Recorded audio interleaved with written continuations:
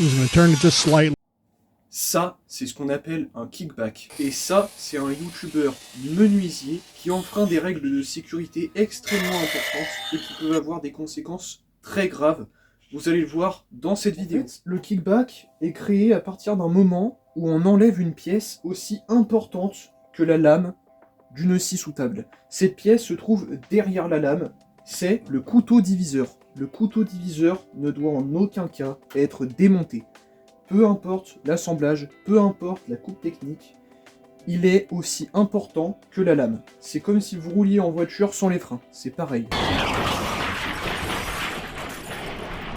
Il faut toujours laisser le couteau diviseur installé sur la scie sous table. C'est extrêmement important. Imaginons, pour vous montrer comment le kickback est créé, imaginons que je veux recouper cette pièce. D'accord, je veux la recouper dans la longueur, pas de problème. Je viens me fixer ici. Je viens placer mon guide. Et là, je viens pour couper ma pièce. Imaginons bien évidemment que le couteau diviseur a été enlevé. Je vais baisser la lame. Je ne vais pas démarrer la scie sous table pour des raisons de sécurité évidentes. Donc là, on imagine que j'ai démarré la scie. Je commence à trancher. Je commence à couper. On imagine bien évidemment toujours que le couteau diviseur a été enlevé. Et là, arrivé à cette partie, donc derrière la lame, à peu près la même position que le couteau diviseur, ici, il va se passer quelque chose de crucial. C'est que, peu importe si on utilise un poussoir, je viens me mettre comme ça, j'utilise mon poussoir, très bien, sauf qu'à un moment donné, mon bout de bois, peu importe le bout de bois, que ce soit un bloc, une planche, ce que vous voulez, peu importe le bout de bois, il va commencer à se déporter sur la gauche. Et là, attention, parce que là, c'est un danger imminent. Si il se déporte sur la gauche, la lame tourne comme ça, d'accord? Elle tourne les dents face à nous, ok? Donc, si mon bout de bois se déporte sur la gauche, qu'est-ce que va faire la lame? Elle ne va pas trancher le bois normalement, elle va venir le manger. Ce qui veut dire, c'est que elle va pas venir le trancher net, elle va venir en fait le pousser sur nous. D'accord? Donc là où c'est dangereux, non seulement on se prend un bout de bois, soit dans le torse, soit dans la tête, n'importe où, parce que la lame va venir en fait le rejeter. D'accord? Si vous ne me croyez pas pour tout ce qui est dégâts, je vous affiche des photos à l'écran de vraies personnes qui ont eu de vrais accidents avec leur scie sous table. En revanche, ce qui peut être encore plus dangereux, imaginons on est en train de couper une planche fine, une planche, je ne sais pas, de Douglas, comme j'avais expliqué dans une dernière vidéo, qui est un bois extrêmement cassant. Donc imaginons que je coupe un bout de planche de Douglas, par exemple. Eh bien, si le couteau diviseur n'est pas installé et que le bout de bois se déporte sur la gauche, donc sur la lame, et qu'il vient se rejeter contre nous, il y a de fortes chances que le bout de bois se brise en deux. Et s'il se brise en deux, il peut arriver quelque chose d'encore plus dangereux, c'est que une fois qu'il soit brisé, ça fasse une sorte de pointe. C'est pour ça qu'ensuite, les autres règles de sécurité, de porter le casque, les lunettes et le masque aussi, sont très importants, surtout les lunettes, dans ce genre de moment, parce que si le bout de bois se casse et qu'il revient vers notre figure, on peut avoir des dégâts irréversibles. D'accord?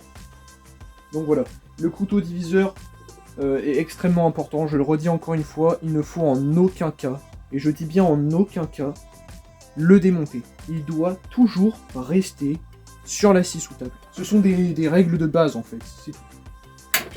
Et ce qu'a fait du coup le youtubeur, comme j'ai dit, menuisier, on voit bien qu'il utilise sa scie circulaire sans couteau diviseur, c'est extrêmement dangereux et extrêmement inconscient de sa part. Voilà, donc à ne pas faire comme lui, je ne sais pas où est-ce qu'il a eu sa formation, quoi qu'il en soit, il fait déjà des erreurs que même un bricoleur n'oserait pas faire. Voilà. Donc, la dégauchisseuse. Tout d'abord, je vous remets la vidéo du menuisier youtubeur qui l'utilise.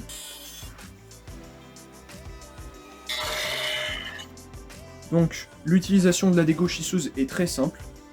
Quand on a une planche qui est tordue, d'accord, elle est courbée, elle est torsadée, on va utiliser obligatoirement la dégauchisseuse pour la rendre plane.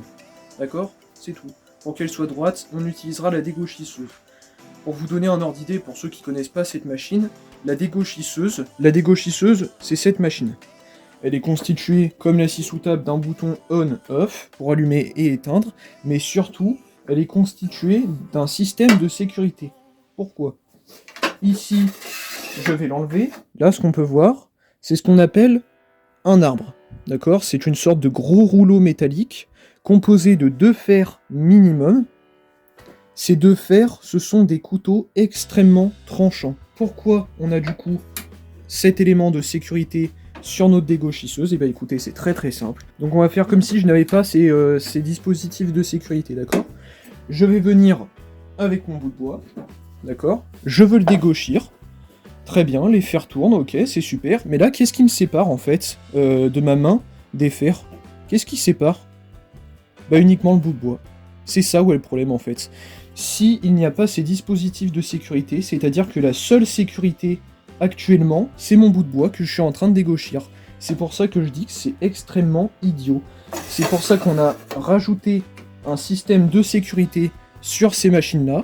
Quand je vais le lever du coup pour passer mon bout de bois, donc je le règle comme ceci, la machine est en marche, pas de problème. Je viens dégauchir, je passe mes mains au-dessus du système de sécurité, d'accord, et je viens dégauchir ma pièce. Pas de problème.